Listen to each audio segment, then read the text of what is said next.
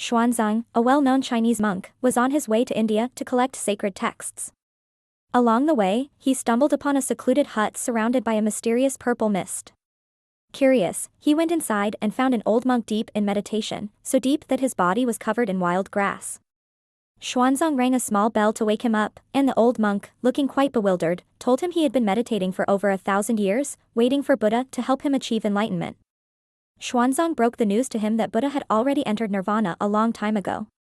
The old monk then decided to wait for the next big figure, Maitreya Buddha. But hearing it would take billions of years, Xuanzang suggested the old monk reincarnate. Agreeing, the old monk chose to come back as a crown prince to help spread Buddhist teachings once Xuanzang returned. 19 years later, when Xuanzang came back from his journey, he discovered that the old monk had reincarnated into the wrong life, a rich minister's son, living luxuriously with no interest in becoming a monk.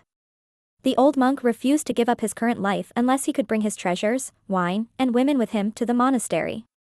As crazy as it sounded, Xuanzang agreed, and they set off with 3 carts full of treasures, causing quite a stir. However, at the ordination ceremony, the sound of a bell suddenly awakened the old monk's past life memories and his spiritual goals. Instantly enlightened, he abandoned all worldly desires, became Xuanzang's dedicated assistant, and eventually turned into a great sage. The story highlights how most people don't remember their past lives after reincarnation, which can cause even deeply spiritual individuals to regress. Fortunately, if you are reborn in the Western Pure Land under Amitabha Buddha's guidance, you won't face this issue. There, you will continuously progress until you achieve enlightenment.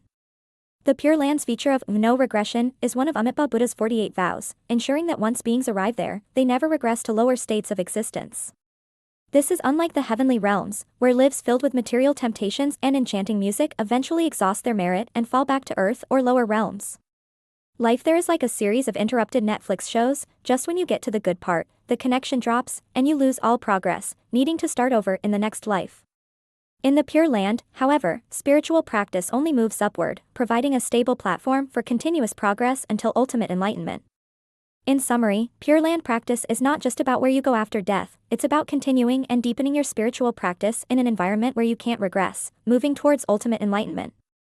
This commitment to stability and continuous progress is why Pure Land Buddhism attracts so many followers.